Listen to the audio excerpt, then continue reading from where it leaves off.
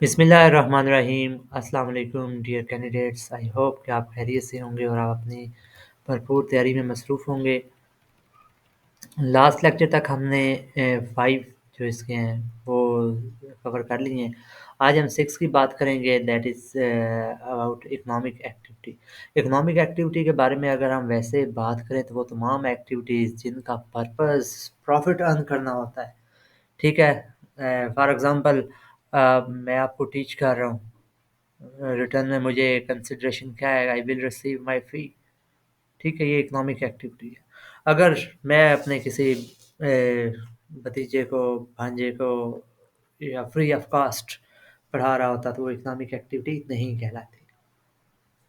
इसमें क्या होगा, an economic activity means any activity carried on whether continuously, आप कंटिन्यूली कर रहे हैं, रेगुलरली कर रहे हैं, और otherwise by a person that involves और is intended to involve the provision of service to an other person. क्या, या इज इंटेंडेड, या आपका इरादा हो to involve the provision of services to an other person, किसी और पर्सन को आप इंक्लूड करते हैं। उसमें क्या होता है कि an activity carried on in the form of a business including a profession. आप कोई डॉक्टर रख लेते हैं, क्लिनिक उसको ओपन करवा देते हैं, कोई टीचर रख के अकेडमी बना लेते हैं, कॉलिंग सर्विसेज आपकी ट्रेड कर रहे हैं, or undertaking of any kind whether or not the activity is undertaken for any consideration or profit। ठीक है। whether or not the activity is undertaken for any consideration or profit इसमें include होगी। B पे कहता है the supply of movable या immovable property by way of lease, ठीक है, लाइसेंस और सच अदर सिमिलर अरेंजमेंट्स, ये तमाम इकोनॉमिक एक्टिविटीज़ में आएंगी। अब वे ऑफ लीज का क्या मतलब है, लोग ठेकों पे देते हैं, ज़मीनें देते हैं, ठीक है, और जो दरमियान में गुड्स को डील कर रहा होता है, लीज़ करवा रहा होता है, उसकी कमीशन वगैरह आएगी। आपको कोई लाइसेंस है, आप कुछ फ्रेंचाइज़ वगैरह का लाइसेंस होता है, ठीक है, वो तमाम के तमाम इसमें आएंगे। सी है a one time transaction or concerned in the nature of a business और ट्रेड। कोई भी वन टाइम ट्रांजैक्शन हो, रेगुलर हो ना हो, कंटिन्यूस हो या ना हो, वन टाइम हो फिर भी, ठीक है। फिर इकोनॉमिक एक्टिविटी में कहता है एनीथिंग डन और undertaking during the commencement or termination of an economic activity shall be construed as a part of economic activity, right? कोई भी आप एक्टिविटी ऐसी करते हैं जो कि उस इकोनॉमिक एक्टिविटी को स्टार्ट या टर्मिनेशन के हवाले से है। फिर कहते हैं economic activity does not include, तो इकोनॉमिक एक्टिविटी का जो स्कोप है उसमें कौन सी एक्टिविटीज़ नहीं आती, the activities of an employee providing services in that capacity to an employer. जैसा कि हम प्रोफेसर हैं, कॉलेज में पढ़ा रहे हैं, ऑफर तो हम भी सर्विस ही कर रहे हैं, लेकिन हमारी एक एम्प्लॉयमेंट का कॉन्ट्रैक्ट है गवर्नमेंट ऑफ पंजाब के साथ। इसलिए हमारी जो सर्विसेज हैं इसके ऊपर ये एक्ट लागू नहीं होता, क्योंकि हम तो सैलरी ड्रा कर रहे हैं, ठीक है। फिर कहते हैं economic activity does not include, right हो गया, अ प्राइवेट रिक्रिएशनल परस्यूट और हॉबी ऑफ एन इंडिविजुअल, ठीक है, प्राइवेट रिक्रिएशनल परस्यूट और हॉबी ऑफ इंडिविजुअल, अब मेरा अपनी कोई हॉबी हो सकती है, ठीक है, उसके ऊपर भी इकोनॉमिक एक्टिविटीज़ नहीं इंक्लूड होंगी। कोई भी recreational, just to entertain myself. Next 7 पे आता है value of a taxable service, के जो टैक्सेबल सर्विसेज हैं उसके क्या क्या वैल्यूज होंगे। The value of a taxable services is the dash grass amount. Grass amount का क्या मतलब है, आपने जितने की वो चीज़ सेल की है, सर्विसेज दी हैं, उसमें से आपके जो एडमिजिबल एक्सपेंसेस हैं माइनस करने के बाद is the gross amount of consideration by whether name called such as charges या price। सर्विसेज के लिए हम नॉर्मली तौर पे चार्जेस का वर्ड यूज़ करते हैं, क्या इतना चार्ज करें, in money including all the federal और provincial duties taxes charges if any which the person providing a service receives from the recipient of the service but does not include the amount of tax। ठीक है, यहाँ पे दोबारा बताता हूँ, कि कोई भी आप अमाउंट जो अपने जिनको सर्विसेज प्रोवाइड कर रहे हैं उनसे चार्ज करते हैं एक्स्ट्रा, आप होटल्स वगैरह में देख लो, in money including all the federal and provincial duties, taxes or charges if any which the person providing the service receives from the recipient of the service but does not include the amount of the tax, right? ये एक अलग से उसका हो जाएगा। Second पे value of taxable service में इन case the consideration for a service, कि आप जो सर्विस प्रोवाइड कर रहे हैं आपका और उसके दरमियान जो चार्जेस तय हुए हैं, इज़ इन काइंड, वो इस किस्म के हैं, or is partly in kind and partly in money. ठीक है, पार्शली इन मनी या पार्शली इन काइंड, आपको बदले में कंसिडरेशन पे हो सकता है कि कुछ चीज़ उससे लेनी हो, पैसा ना लेना हो, या हो सकता है कि आपको आधे पैसे हों आधे वो चीज़ मिलनी हो।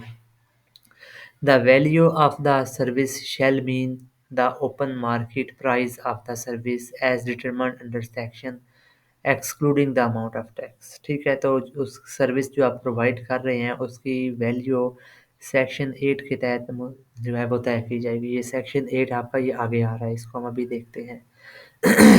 7 है, in case the person who provides the service and the recipient of the service are associated persons, जो कि एपी हैं, एओपी हैं, and the service is supplied for no consideration, लेकिन आप जो सर्विस उसको प्रोवाइड कर रहे हैं बदले में उससे कोई चार्ज नहीं कर रहे, or for a consideration which is lower than the price at which the person provide the service to other persons who are not associated person, या वो उसे इतनी प्राइस चार्ज कर रहा है जितने के मार्केट में जो competitive प्राइस है उससे कम है।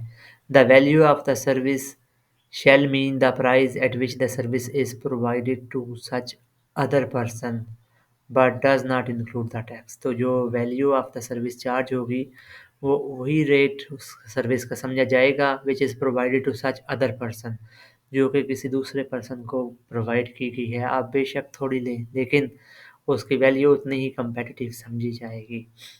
नंबर 4 पे है, in case a person provides the service for no consideration. ठीक है, वही ऊपर वाली बात कंटिन्यू कर रहा है। Or for a consideration which is lower than the price at which the service is provided by such person, या वो अपने सर्विस के चार्जेस जो हैं वो किसी और को अगर प्रोवाइड करे तो उसकी निस्बत कम चार्ज कर रहा है। The value of the service shall mean the open market price for such a service। तो ओपन मार्केट में जो रेट चल रहा होता है उस सर्विस का वही कंसिडर किया जाता है। In case of trade discount वो होती है जो कि लिस्ट प्राइस के ऊपर दी जाती है और उसको आप क्या नाम है बुक्स ऑफ अकाउंट्स में एंटर नहीं करते। In case of trade discounts the value of the service shell mean the discounted price. Sorry, गला बैठा हुआ है। तो जो आप किसी को डिस्काउंट करते हैं, फॉर एग्जांपल 10,000 आपने चार्ज करने थे, उसको 10% ऑफ किया, पीछे 9,000 रह गए। The value of the service shell mean the discounted price, तो वो 9,000 ही उस वैल्यू होगी, excluding the amount of tax, लेकिन उसमें टैक्स की अमाउंट अभी शामिल नहीं है। Provided the invoice shows that the discounted price and the related tax and discount allowed is in conformity with the customary business practice, कि जो उसको आप डिस्काउंट प्रोवाइड कर रहे हैं वो एक रेगुलर नेचर की हो, कोई एक्स्ट्रा ऑर्डिनरी नेचर की ना हो डिस्काउंट। ठीक है, जैसे शुबा हो कि आपने किसी बंदे को फैसिलिटेट किया है या टैक्स एवेजन की है। 6 पे है, in case there is reason to believe that the value of a service has not been correctly declared in the invoice। अगर आप इनवाइस देखते हैं कि यार उसने तो बड़ी ही कम वैल्यू जो है ना वहाँ पर मेंशन की हुई है, आप रीज़न मांगते हैं, for any special nature of transaction it is difficult to ascertain the value of a service, the value of the service shall be open market price. तो आपको अगर कोई डाउट होता है कि इसने तो बड़ा ही कोई प्लस मार्जिन माइनस किया हुआ है तो आप ओपन मार्केट के रेट को देख लेते हैं। 7 है, notwithstanding anything in the sub section 1 to 6, ये जो इसी का सेक्शन 7 के 1 to 6 तक जो इसने डिस्कस किए हुए हैं ये वाले तमाम, where the authority deems it necessary it may by notification in the official gazette fix the value of any service or class of services, and for that purpose fix different value for different classes or description of the same या फिर similar type of service, but if the value at which the service is provided is higher than the value fixed by the authority, the value of the service shall, unless otherwise directed by the authority, the value at which the service is provided. तो इसमें ये कहना चाह रहा है कि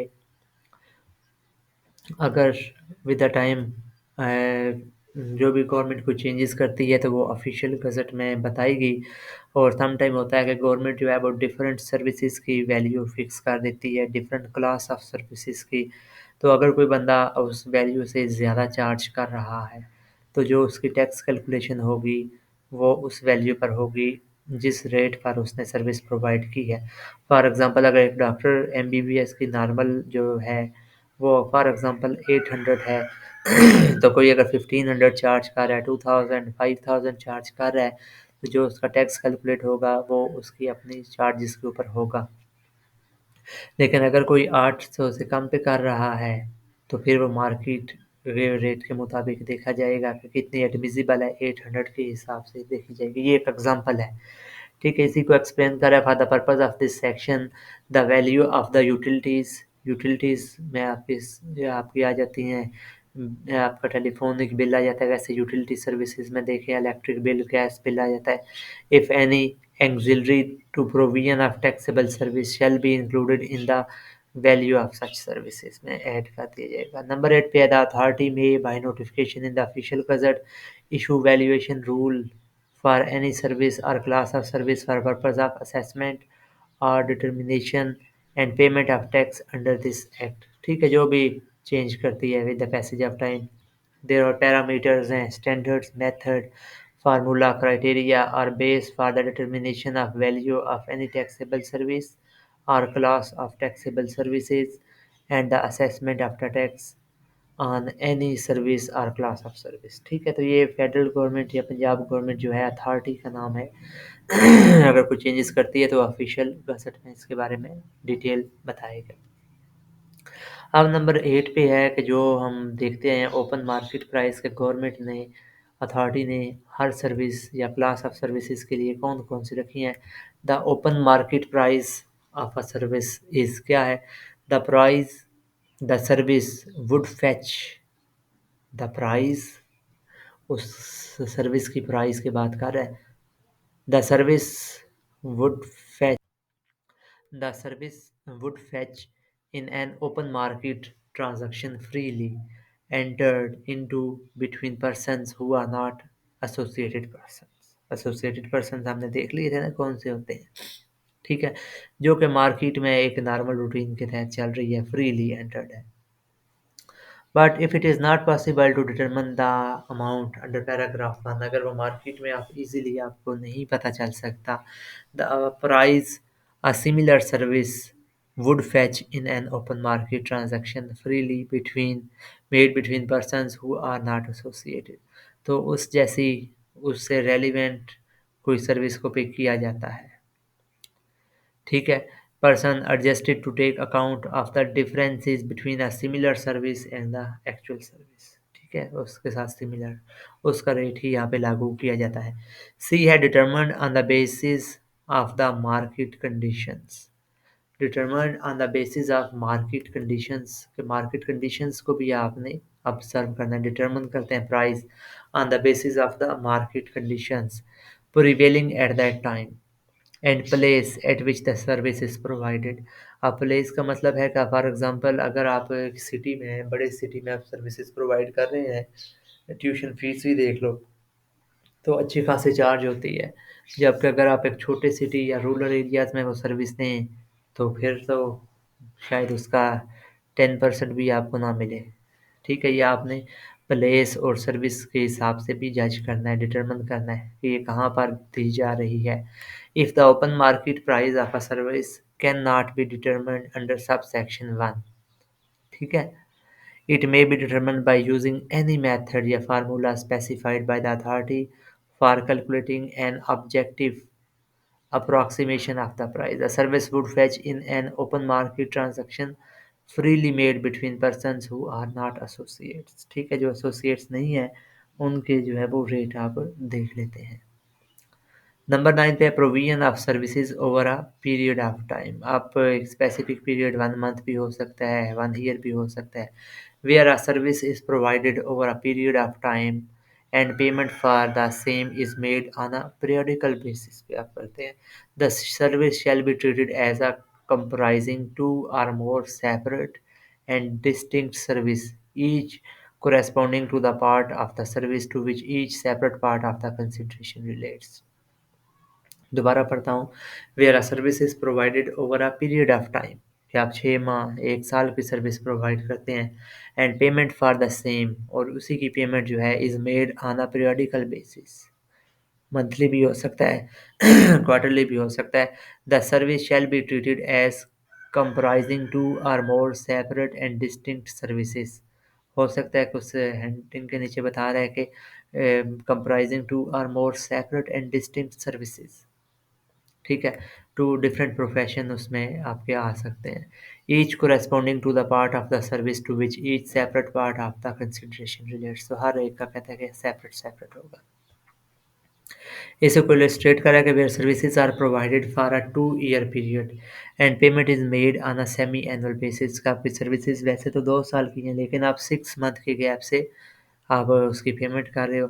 the provision of service for each 6 month period constitutes a separate service, right? Behavior an insurance company provides an insurance policy over a 5 year period and receive a premium on annual basis, so each premium relates to separate service। I hope कि अब चीज़ें clear हो गई होंगी। Note में कहता है the above illustrations are merely explanatory and shall not be construed as conclusive in any matter. तो ये फ्लेक्सिबल है।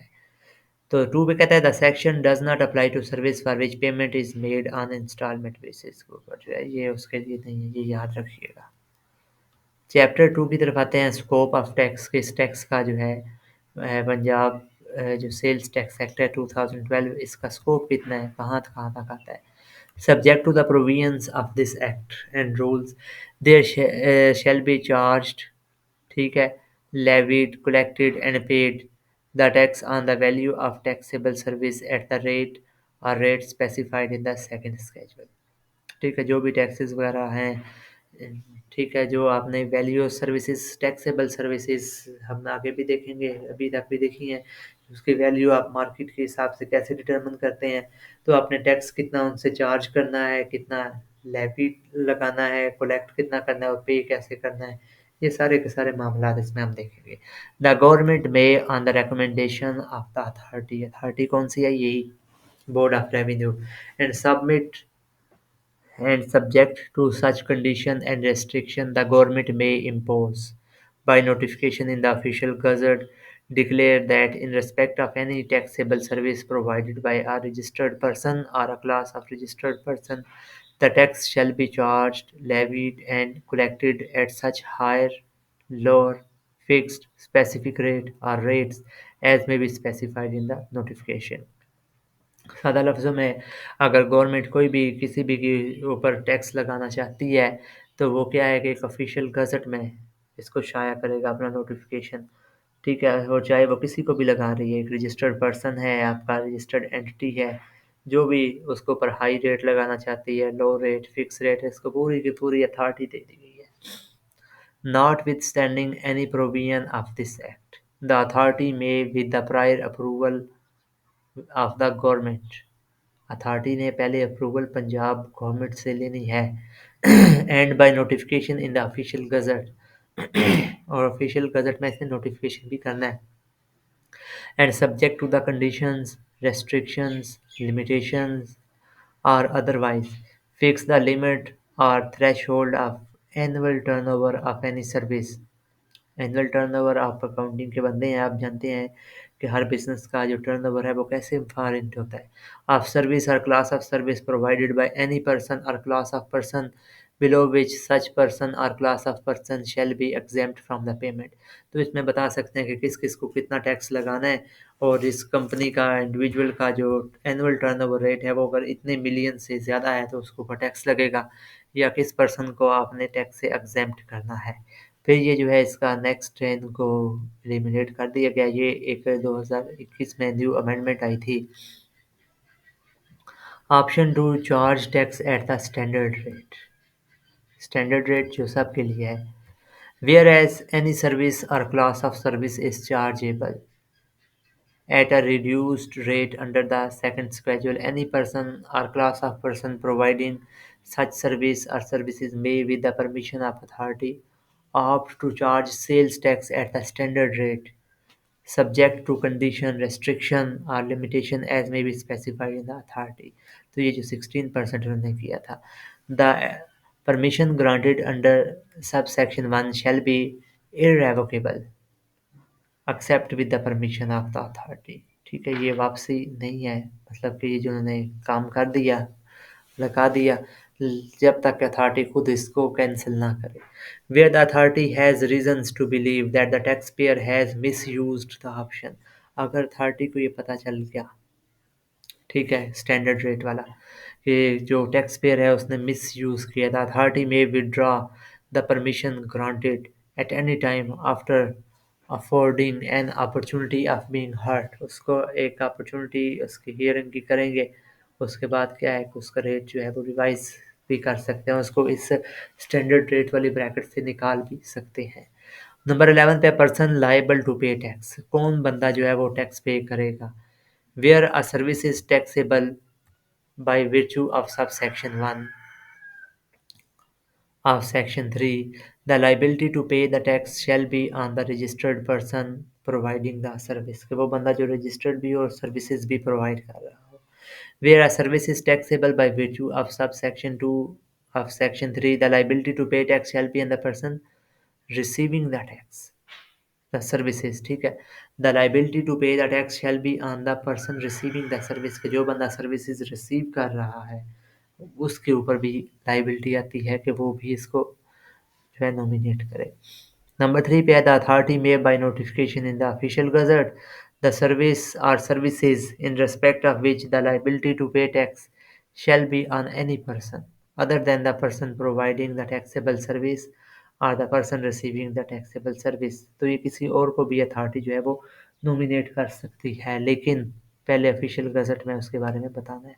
Nothing contained in the section shall prevent the collection of tax from a different person if that person is made separately, jointly, severally liable for the tax। ठीक है, nothing contain in this section shall prevent the collection of tax. का आपको full authority कि भाई आप उससे भी tax पे करें। ये जो ऊपर 3 पॉइंट हैं ये आपके लिमिटेशंस, आपको लिमिट नहीं कर रहा। फ्रॉम अ डिफरेंट पर्सन, किसी और बंदे से भी, अगर वो किसी थर्ड पर्सन के बिहाफ पे भी सर्विसेज प्रोवाइड कर रहा है। if that person is made separately or jointly or severally liable for the tax under section 19। ठीक है, नंबर 11 ए कहता है liability of a registered person. के जो रजिस्टर्ड पर्सन है उसकी क्या क्या लाइबिलिटी है। Subject to the provision of sub section 1 of section 11। ये जो अभी हम देखे ना कि ये वाला service which liability of the tax shall be on the registered person providing the service. कि जो बंदा रजिस्टर्ड है और सर्विसेज प्रोवाइड कर रहा है ये उसकी लाइबिलिटी है कि वो टैक्स पे करे। यहाँ पे कहता है subject to the provision of section 1 of 11 where a registered person receiving the taxable service. अगर कोई बंदा रजिस्टर्ड है और वो सर्विसेज को रिसीव कर रहा है, fails to make payment of the tax, लेकिन वो टैक्स की पेमेंट नहीं करता to a service provider, service देने वाले को, within 180 days from the date of the tax invoice. उसको टैक्स इनवाइस भी दी गई है, लेकिन फिर भी वो टैक्स सर्विसेज प्रोवाइड करने वाले को 180 डेज के अंदर नहीं प्रोवाइड करता। And such service provider has also not made the payment there are. तो सर्विस प्रोवाइड करने वाले ने भी पेमेंट नहीं की क्योंकि उसको मिली नहीं है within the prescribe due date. The person providing and the person receiving taxable services shall jointly and severally be liable for payment of tax. तो ये भी उसी बेचारे के ऊपर पेनल्टी आ गई. The person providing and the person receiving taxable services shall jointly and severally be liable for the payment of such tax. ठीक है, यहाँ पे आपने ये याद रखना है. द पर्सन प्रोवाइडिंग, प्रोवाइडर कौन होता है, जो सर्विसेज को से बेस से प्रोवाइड कर रहा होता है, and the person receiving taxable services. ठीक है, ये दोनों ही लाइबल होंगे. एक्सप्लेनेशन वन इसको कर रहा है कि the tax shall include the total amount of the tax and also the tax as was liable to be withheld or deducted by the service recipient as notified. ठीक है, फिर next explanation to में कहता है registered person shall include a person covered by the with holding agent, जो कि section 14 में बताएगा विद होल्डिंग एजेंट. ठीक है, अब एग्जाम्पशन है जनाब, ये सर्विस टैक्स कौन कौन जो है वो नहीं देगा. Notwithstanding the provision of Section 3 and 10, the authority may, with the approval of the government and subject to such conditions, limitations, restrictions as it may impose by notification in the official gazette, exempt. किसको ये exempt करेगा? Taxable services or services, या एक service दे रहा है या एक से ज़्यादा, from the whole or any part of the tax. ठीक है, ये हो सकता है कि उसको कोई एग्जाम्प्ट प्रोवाइड कर दे, taxable services or services from the whole or any part of the tax. क्या कहता है? Taxable service are services provided by a person और class of person from the whole or any part of the tax. फिर recipient या recipients more than one of the service including international organisation institutions from the payment of the whole और any part of the tax, उसको ये exceptions हैं. ठीक है, a class of person area or areas of Punjab from the whole or any part of tax. The exemptions under subsection 1 may be allowed from any previous date specified in the notification. ठीक है, ये उनको exemptions provide की जा सकती है. The authority with the approval of the government and the subject to such condition, limitation, restriction as it may impose by notification. जैसा कि freelancers की मैंने एग्जांपल दी थी. ठीक है, तो उनको एग्जेम्प्ट है. अगर उन्होंने फाइलिंग करनी है तो ये देख सकते हैं टैक्सेबल सर्विस और सर्विसेज फ्रॉम द होल और एनी पार्ट, ये तमाम के तमाम आ सकते हैं. आसान है, बस ये आपको ना शायद पहली दफ़ा ना समझ आए, आपको 2 दफ़ा वीडियो देखनी पड़ेगी, पढ़ना पड़ेगा. ठीक है, नंबर 13 पे कहता है effect of change in the rate of tax. अगर रेट ऑफ टैक्स चेंज किया है, if there is a change in the rate of tax, the taxable service shall be charged to tax at such rate as is in force at the time the service is provided. अगर government notify कर देती है कोई नया tax, ज़्यादा भी कर सकती है कम भी कर सकती है, तो उस टाइम जब ये सर्विस प्रोवाइड की जा रही है तो उस वक्त का मौजूदा जो रेट है वही चार्ज किया जाएगा. राइट, नंबर 14 पे है special procedure and tax with holding provisions. ठीक है, notwithstanding anything contained in this act, the authority may, by notification in the official gazette, prescribed a special procedure for payment of tax. आपने अगर tax पे करना है authority को, तो जो अथॉरिटी है ये आपको एक प्रोसीजर जो है वो रेकमेंड करेगी कि आप किस प्रोसीजर के थ्रू टैक्स जमा करवाएंगे, अपनी रजिस्ट्रेशन करवाएंगे, book keeping, invoicing and billing requirement, returns, and other related matter in respect of any service or class of service as may be specified. ठीक हो गया. फिर यहाँ पे कहता है कि notwithstanding other provisions of this act, the authority may require any person, class of person, whether registered है or not, for the purpose of this act to withhold full or part of the tax charged from such person or class of person on the provision of any taxable service or class of taxable service and to deposit the tax so withheld, जो उसने tax रखा है. with the government within such time and in such a manner as may be by notification। तो उस time period में जिस जिस तरीके से बताया गया है आपने जमा करवाना है। एक्सप्लेनेशन क्या है? The word charged used in this subsection means and includes the tax liable to be charged under this act कि जितना टैक्स उन्हें चार्ज करना है। जी पे कहता है where a person or class of person is required to withhold or deduct full or part of the tax on the provision of any taxable service। वही बात है, or class of taxable service and either fails to withhold or deduct the tax। अगर वो fail हो गया है कि उसने टैक्स नहीं डिडक्ट किया जब सर्विस प्रोवाइड कर रहा था, or having withheld or deducted the tax fails to deposit। अगर उसने पहला सिनेरियो तो ये है कि अगर उसने टैक्स लिया ही नहीं है। दूसरे सिनेरियो में कहता है कि अगर उसने टैक्स डिडक्ट तो कर लिया लेकिन fails to deposit the tax in government treasury, लेकिन गवर्नमेंट के खजाने में अभी तक उसने टैक्स जमा नहीं कराया। सच पर्सन और class of person shall be personally liable to pay the amount of tax to the government in the specified manner. तो ये गवर्नमेंट को वो तमाम रकम जो है इमानत के तौर पे जमा कराएगा जैसा जैसा तरीका गवर्नमेंट ने प्रिस्क्राइब किया हुआ है। फिर यहाँ पे कहता है कि special procedure for collection of tax, tax को कलेक्ट करने का स्पेशल प्रोसीजर क्या है? Notwithstanding anything contained in the act, the authority may require any other person और class of persons not necessarily being a service provider, कोई भी हो सकता है बंदा, और a service recipient in a particular transaction to collect full और part of the tax charged from another person or class of person on provision of any taxable service or class of tax service and to deposit the tax so collected in the government treasury within such time and manner the authority may notification करती है। ठीक हो गया, आसान सी ये चीज़ें बस से उन्होंने लिखनी थी लिखनी है।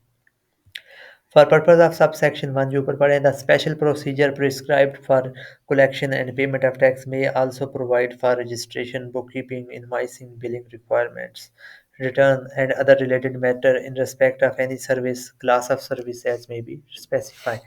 जो time to time जो authority उसको specify करती है।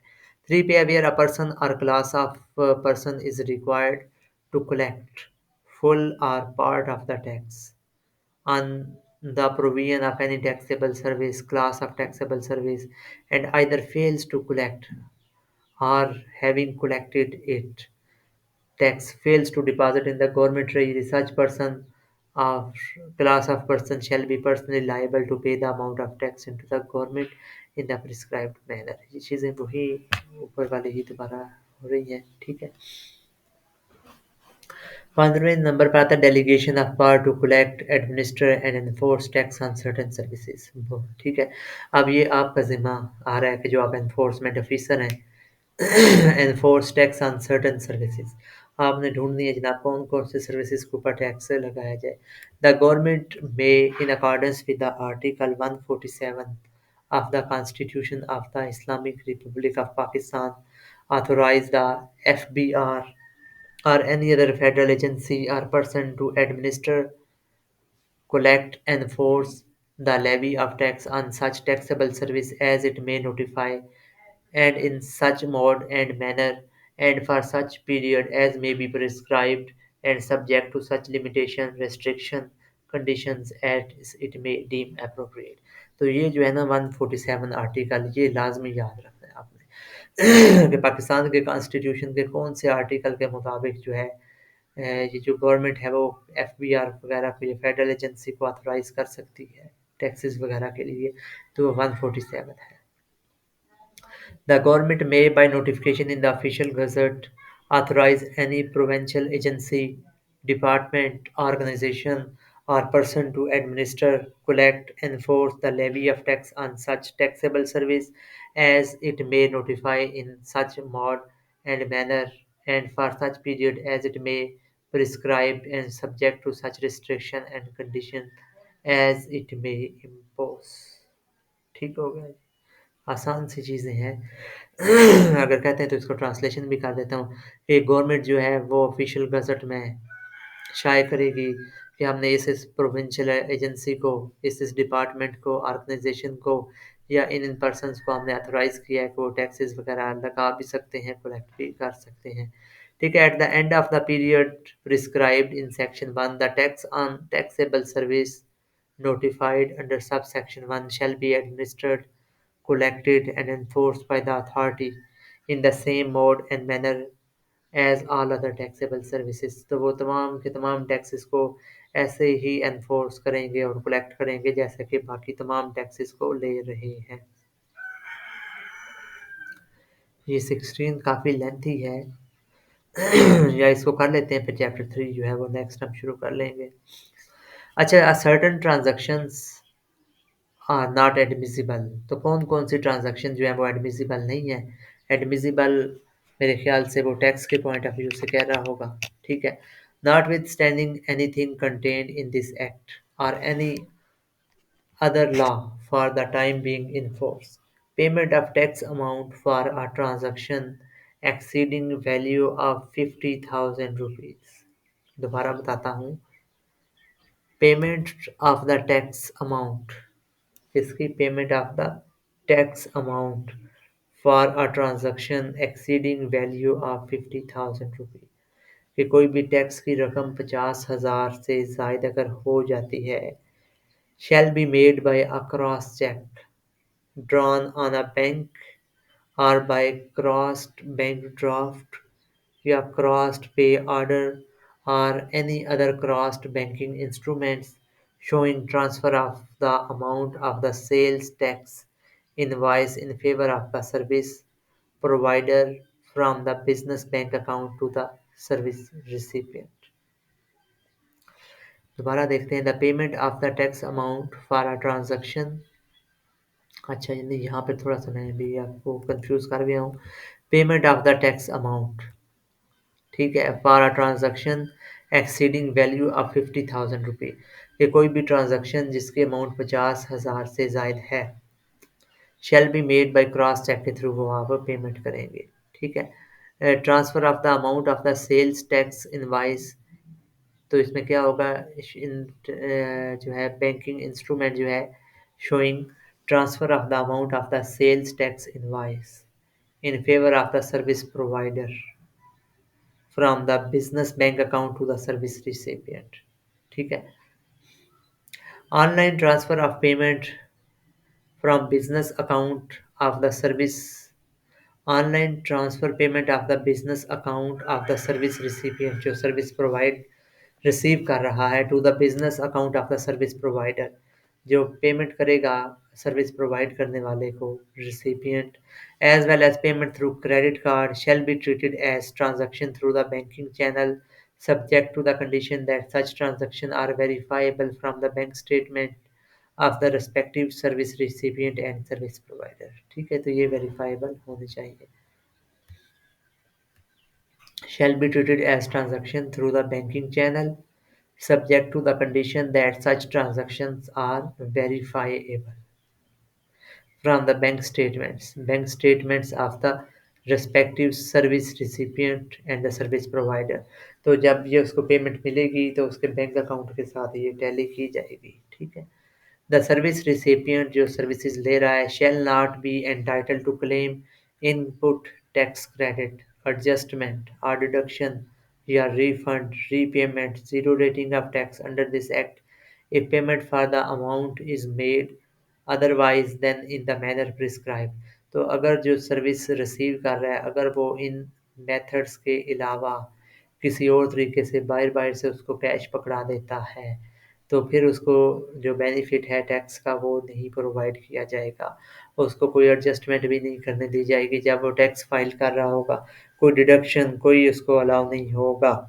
ठीक है, तो उसने लाजमी तौर पर जो है इन चीज़ों को, इन मेथड्स को ऑब्जर्व करना है, अदरवाइज उसको कोई बेनिफिट नहीं होगा। Provided that payment in case of a transaction on credit is transferred with in 180 days of issue of the tax invoice. तो ये रेट भी याद रखना है, provided that payment in case of a transaction on credit it's transferred with in 180 days, right.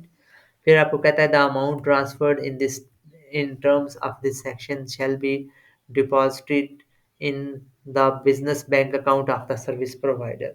Otherwise the service provider shall not be entitle to claim input tax credit. तो यही बात है कि जो सर्विस प्रोवाइड कर रहा है ये वो उसके भी अकाउंट में होनी चाहिए ये तमाम चीज़ें, वरना उसको भी टैक्स का कोई फ़ायदा नहीं दिया जाएगा, डिडक्शंस वगैरह का। For purpose of this section, the term business bank account means the bank account utilized by the registered person for business transactions declared to the authority in the prescribed manner. Next आ जाता है आपके पास 16 section का B part है tax credit not allowed. तो किन किन बंदों को जो है वो टैक्स क्रेडिट अलाउड नहीं है। Notwithstanding anything contained in this act are the rules a registered person shall not be entitled to claim input tax adjustment in respect of। ये इनपुट टैक्स एडजस्टमेंट होती है जब आप file करा रहे होते हो तो उस वक्त आपको कौन कौन से बेनिफिट रिफंड के डिडक्शन के आते हैं, तो किन किन को नहीं होगा। शेल नॉट बी एंटाइटल, पहला कैपिटल गुड्स, ठीक है, ये कैपिटल गुड्स में आपके प्लांट मशीनरी टेंजिबल आ जाती हैं। Not exclusively usable or used in providing taxable services. तो जो आपने कुछ चीज़ें खरीदी हैं, capital goods, plant machinery equipment, वो सर्विसेज प्रोवाइड करने के लिए अल्दो कि ये नेसेसरी हैं, not exclusively usable or used in providing taxable services. तो ये कहता है टैक्सेबल सर्विसेज जो आपने प्रोवाइड करनी है not exclusively usable or used, अगर ये यूज इसमें नहीं है तो इसमें आपको कोई एडजस्टमेंट की रायत नहीं दी जाएगी। Goods and services already in use on which the tax is not paid. तो वो तमाम गुड्स और सर्विसेज जो कि आप पहले से ही already in use on which the tax is not paid, लेकिन उसके ऊपर आपने टैक्स पे नहीं किया, और वेदर पेड या पे कर दिया है। The input adjustment has been taken before the commencement of the act और where the input related goods and services were purchased or acquired before such commencement. तो अगर वो इस एक्ट की कमेंसमेंट से पहले आपने परचेज की हुई हैं, चाहे टैक्स पे किया है या नहीं पे किया, तो ये आप इसको क्लेम नहीं करवा सकते। नंबर सी पे utility bills not in the name of registered person with reference to his registered premises unless evidence of consumption is provided in matter of such claim। अगर यूटिलिटी बिल्स हैं उस बंदे के नाम पर नहीं है जो रजिस्टर्ड है, लेकिन उसको फिर क्या है कि अनलेस, जब तक कि वो कोई इसका एविडेंस ना प्रोवाइड करे कि ये जो यूटिलिटी बिल्स हैं ये उसी बिल्डिंग के आए हैं जिस यहाँ पर सर्विसेज प्रोवाइड की जा रही है, फिर तो कोई एडमिसिबल है। अगर उसके नाम पर नहीं है तो ये कोई इंटरटेन नहीं होंगे टैक्स बेनिफिट अवेल करने के लिए जब टैक्स फाइल कर रहा होता है। D. The tax claimed as input tax on service where such tax amount has not been deposited by the supplier or the service provider or where the evidence of such payment is not produced। तो वो तमाम payment जिसका कोई evidence ही नहीं है वो भी आप एडमिसिबल नहीं है।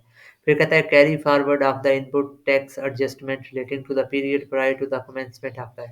अगर आप पहले कोई टैक्स है जैसा कि 2012 से 10 से पहले पहले ये एफबीआर के अंडर थे, ठीक है, कैरी फॉरवर्ड आप कहते हैं ये टैक्स हमारा रिसीव होने वाला है, ये ज़्यादा गया हुआ है।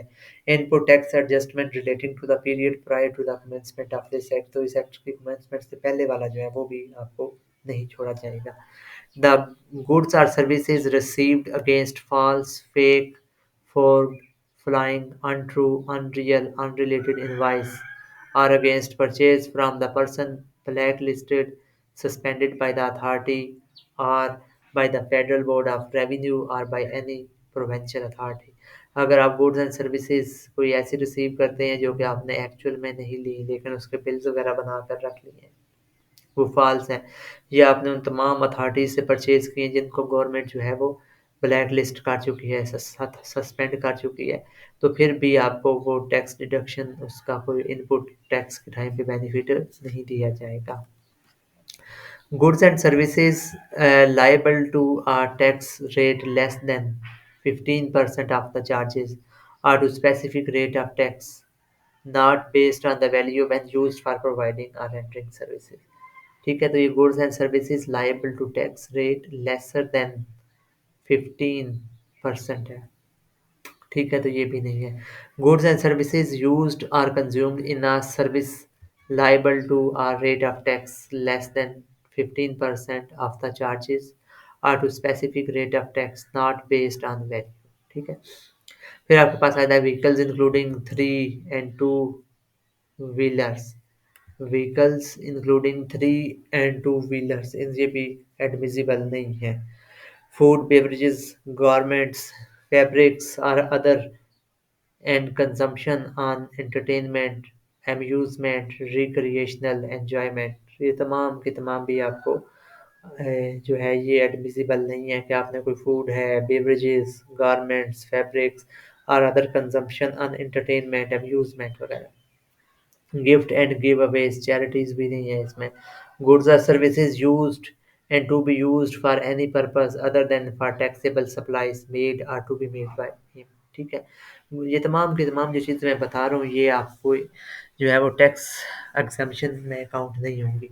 एम पे आता है goods and services acquired for personal and non business consumption के लिए जो भी परचेज करते हैं तो ये भी आपको ये तमाम चीज़ें जो मैं बता रहा हूँ ये जब टैक्स फाइल करवाते हैं तो उस वक़्त जो है आपको डिडक्शन इनकी वजह से नहीं हो सकती कि आपको कोई ना कोई बेनिफिट मिल जाए। जैसा कि वो कन्वेंस का इनकम टैक्स में पढ़ाया था ना, अगर आप पर्सनल कन्वेंस लेते हो तो उसका आपने 10% देना होता है। अगर पर्सनल और बिज़नेस दोनों यूज़ के लिए तो 5-5%। अगर बिज़नेस के लिए आपको कन्वेंस मिलती है, व्हीकल मिलती है, तो उसकी वैल्यू का आपने कुछ भी नहीं देना होता। And goods and services not related to the taxable supplies made or service rendered by the registered person. वो है goods and services in respect of which input tax adjustment is beared under the respective federal and provincial sales tax laws. Sales tax paid to the federal government or any other provincial government for supply of goods or provision of services. If the sales tax laws of the federation or province concerned does not allow adjustment, अगर जो federal government या provincial government ही उनकी adjustment की इजाज़त नहीं देती तो वो भी यहाँ पे नहीं होंगे। काफ़ी लेंथी हो गया लेक्चर, चलिए थोड़ा सा रह गया। From the date to be notified by the authority such goods and service which at the time of filing of return by the buyer have not been declared by the supplier in his return, क्योंकि supplier ने वो चीज़ें अपने return में ही नहीं दी, ठीक है, तो आपकी भी वो नहीं होगी। Further tax, extra tax and value addition tax levied under sales tax act जो 1990 का है, ये भी याद रखना है। And the rules or notification issued there. Goods used in permanently attached to immovable property such as building, construction material, paints, electrical, sanitary fitting, pipes, wire, cable, glass products, furniture, furnishing, office equipment, excluding those directly used in economic activity of registered person paying sales tax at a rate of not less than 16%, and such goods or service as notified or specified by authority के भी ये inadmissible नहीं है इन तमाम चीज़ों के अलावा भी, ठीक है। No person other than a registered person shall make any deduction or reclaim input tax in respect of taxable service made or to be made by him। फिर लास्ट पे आ जाता है आपका थर्ड पे, notwithstanding anything contain in the law, इसके अलावा कोई और चीज़ for the time being enforce or any decision of the court for purpose of this section, no input tax credit shall be allowed to the person who paid fixed tax under any provision of this act or under the respective federal or provincial sales tax law, जब तक कि कोई government जो है ये इसको ना facilitate करे। Extent of adjustment of input tax क्या है, वो not with standing anything contain in this sector, अगर कोई चीज़ इस एक्ट में नहीं भी बताई गई, a registered person shall not be allowed to adjust input tax in a tax period in excess of 80% of the output tax for the tax period, तो ये 80% आपने याद रखना है। The authority may be, by notification in the official gazette, exclude any person or class of person from the preview of subsection, right? Refund क्या है, notwithstanding anything contained in this act and subject to the condition and restriction as may be prescribed, authority or any officer authorized by the authority may allow a registered person refund of the tax claim to have been paid through inadvertence, error या misconstruction, अगर आपने गलती से कोई इजाफी पे कर दिया तो आपको वापस भी रिटर्न किया जाएगा। नेक्स्ट इंशाल्लाह चैप्टर 3 अगले लेक्चर में कवर करेंगे। थैंक यू, अल्लाह हाफिज़।